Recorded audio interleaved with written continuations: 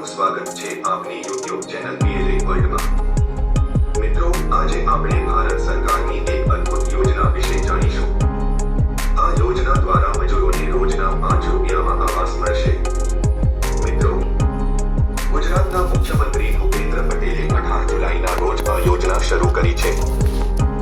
આ બધી વિગતોની માહિતી આ વિડીયોમાં વિસ્તારપૂર્વક આપીશું।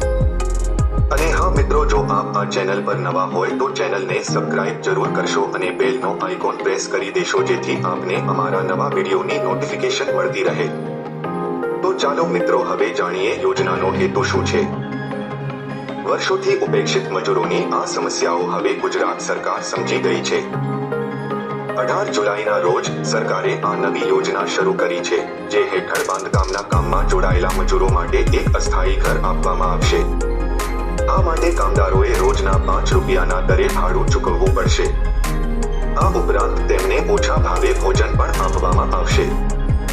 ઘણી વખત એવું જોવા મળે છે કે સવારે 9 વાગે 50 મજૂરો બાંધકામના કામ સાથે જોડાયેલા ભારે વજન અને સાધનો લઈને એક નિશ્ચિત જગ્યાએ ભેગા થાય છે। તેમાં મહિલાઓ પણ છે।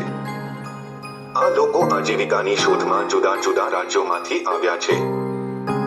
ગરીબ વર્ગના આ લોકોને રોજે રોજ અજાણ્યા શહેરોમાં ભોજન અને રહેઠાણ જેવી પાયાની સગવડો કરવી પડે છે। ગુજરાતના મુખ્યમંત્રી ભૂપેન્દ્ર પટેલે ટ્વિટર પર લખ્યું છે કે તે કેટલું દુઃખદ છે કે એક મજૂર અન્ય લોકો માટે મોટી ઇમારતો બનાવે છે, પરંતુ તેના પરિવાર માટે આવાસની સુવિધા નથી। એ જ ભાવનાથી રાજ્ય સરકારે આ યોજના શરૂ કરી છે। આ યોજના હેઠળ સરકાર રાજ્યમાં વિવિધ સ્થળોએ મજૂરો માટે કાચલાઓ આવાસની સુવિધા ઊભી કરશે। આ ઉપરાંત મુખ્યમંત્રી પટેલે આ યોજના માટે એક પોર્ટલ પણ લોન્ચ કર્યું, જ્યાં આ કામદારો પોતાનું રજિસ્ટ્રેશન કરાવી શકશે।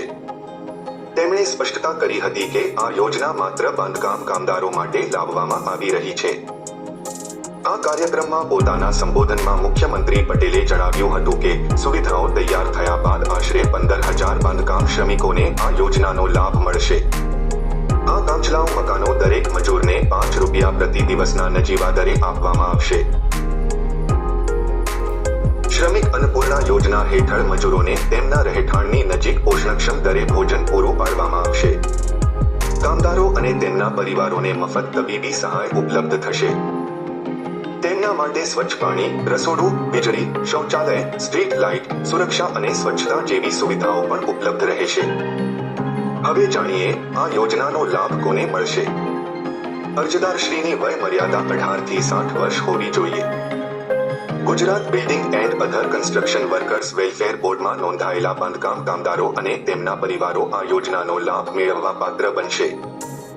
નોંધાયેલા કામદારે બાંધકામ કામદાર તરીકે ઓળખ કાર્ડ, સ્માર્ટ કાર્ડ, નિર્માણ કાર્ડ રજૂ કરવાનું રહેશે।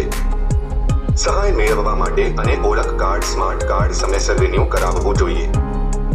આ યોજના દ્વારા મજૂરોને રોજના 5 રૂપિયામાં આવાસ મળશે।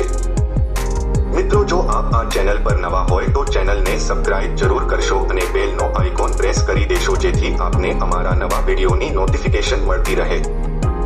યોજનાના લાભો મેળવવા માટે અરજદારોને નીચેના દસ્તાવેજોની જરૂર પડી શકે છે: આધાર કાર્ડ, રેશન કાર્ડ, નિર્માણ કાર્ડ, ફોટો।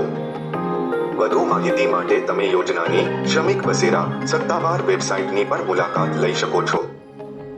જો આપને આ વિડીયો ગમ્યો હોય તો આપના પરિવારજનો અને મિત્ર મંડળમાં શેર કરશો અને ચેનલને લાઇક અને સબસ્ક્રાઇબ કરશો।